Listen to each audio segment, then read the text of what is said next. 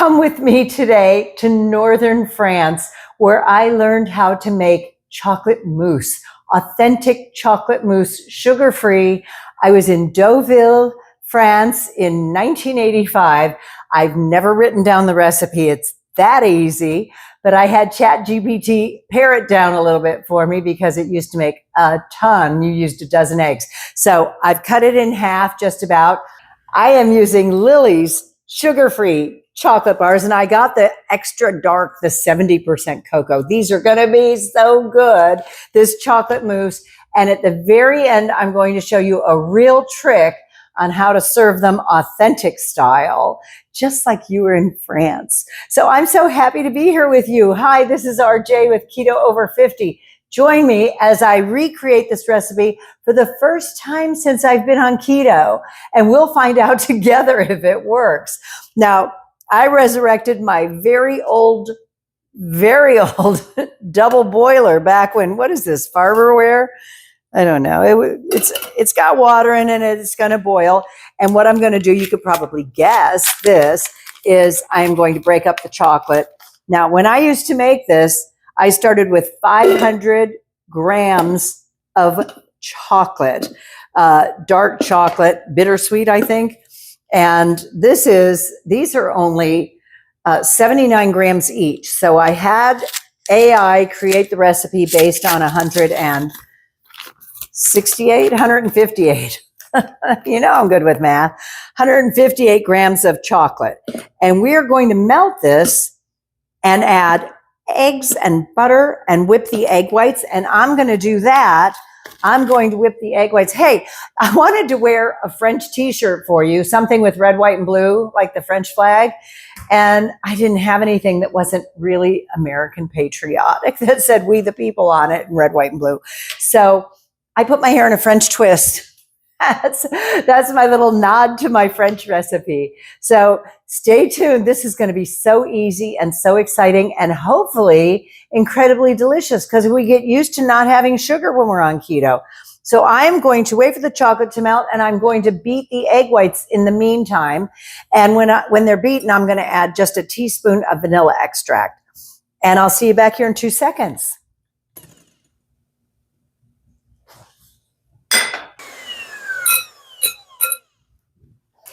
Okay, the egg whites are whipped stiff, and I added the vanilla to them. I remember in France, they used a packet of vanilla powder, but we don't have that here, or I don't have that here, my house, in my kitchen. But you can see the chocolate is melting. Now imagine that 500-gram chocolate bar, that big one.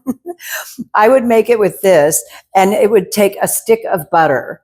I don't have that now, and a dozen egg yolks. So I have 6 egg yolks here. Easy peasy putting those in.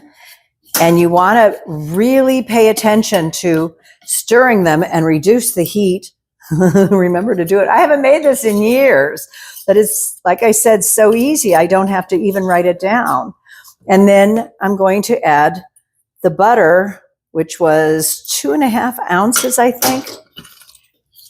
And you want to keep it warm enough, but you don't want it, to separate. So you really do want to keep it creamy. Now I'm wondering if I was supposed to put the butter in first and make it even creamier so the eggs don't curdle. That's all the chocolate I have. So it's this or nothing. Oh my goodness. I do think I was supposed to put the butter in first. Okay, let's turn that off. This could go south very quickly. Oh my goodness. Okay, let's put some of this in. You're supposed to fold it in. It really does look kind of chunky. Yeah, this could be the shortest, worst video I've ever made. Oh my goodness. I hope not. I might have had the heat too high.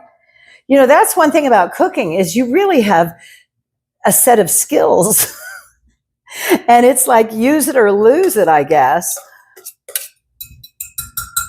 Yes, put the butter in first and then add the eggs. Okay. Oh, good. It's all over my towel. I'm getting stains out with borax. Remember 20 Mule Team borax? Oh, it's a little tip. I try to throw in as many hacks as I can think of when I'm cooking for you. Looks like it's coming together in spite of my mistake of throwing the eggs in first, the egg yolks. So you just want to fold it lightly so that you don't kill the egg whites. That's where the lift from the mousse comes from. The lift, the texture.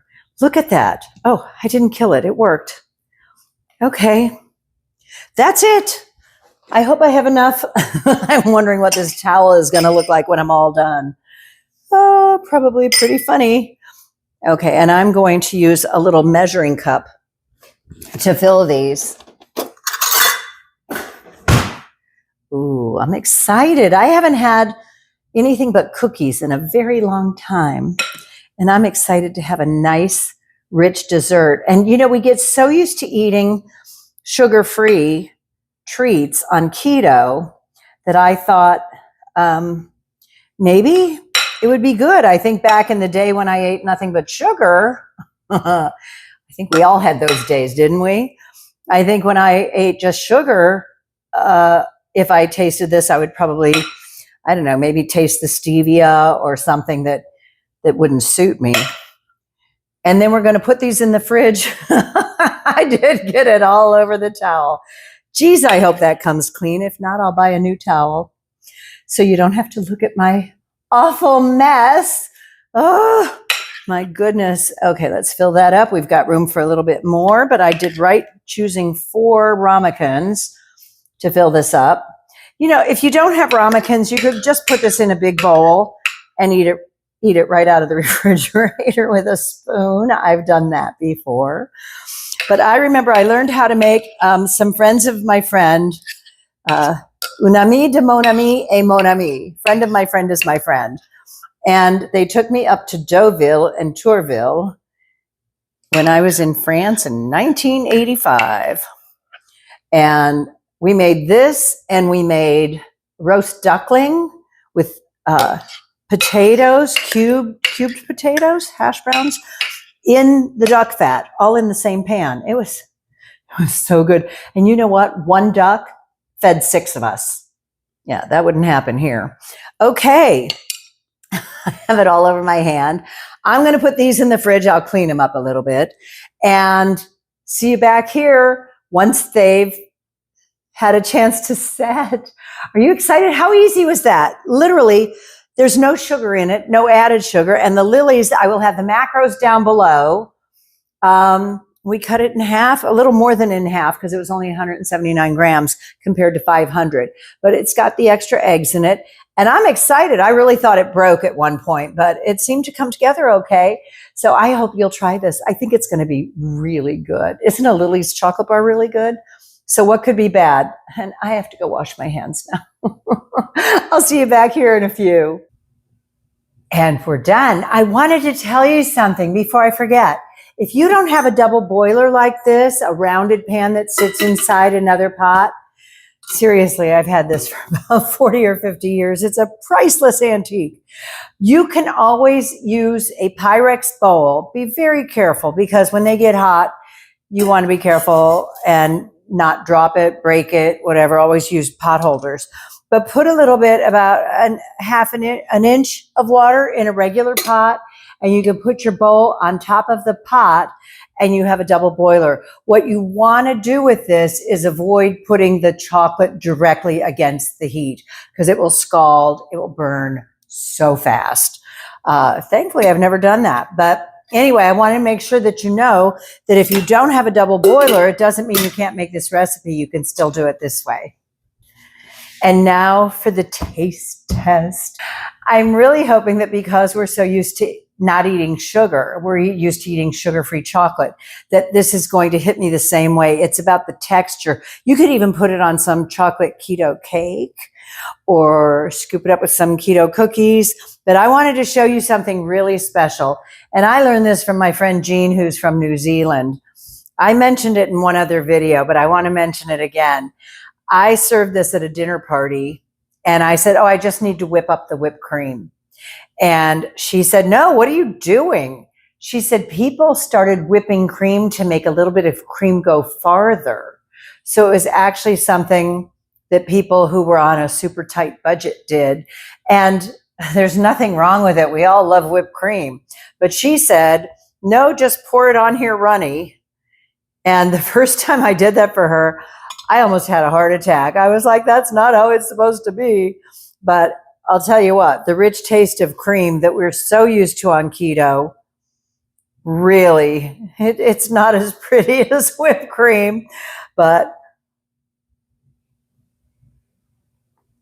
oh, I'm telling you, this works. It reminds me of how I learned to make this in France. It's curling my French twist more. And it's curling my toes. Oh my goodness. This is the best chocolate mousse you'll ever have on keto. And whether you whip the whipped cream, the heavy whipping cream, or you eat it runny like this, like my friend Jean taught me to do.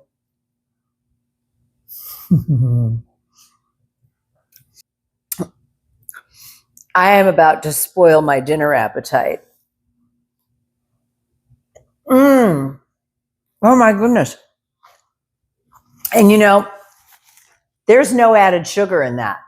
No added sugar. You just have what the sweetness is that's in the chocolate.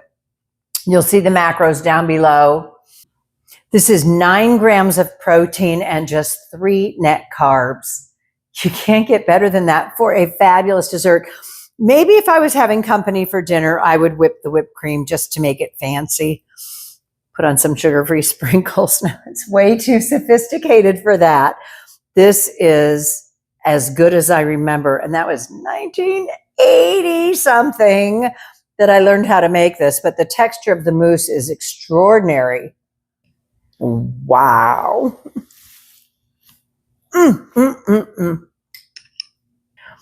I really hope you'll try this. It is such an easy and elegant recipe. I learned how to make it in Deauville, France. It was just such a treat, and I paid attention, and I came home and I made it a lot. And I just forgot about it when I went on keto. And I thought, I bet we could use our sugar-free chocolate bars and make an amazing, amazing chocolate mousse. So I hope you'll try it. Thank you for joining me again. This is RJ for Keto Over 50. Stay beautiful. I love you. I'm so grateful that you joined me today. See you next time.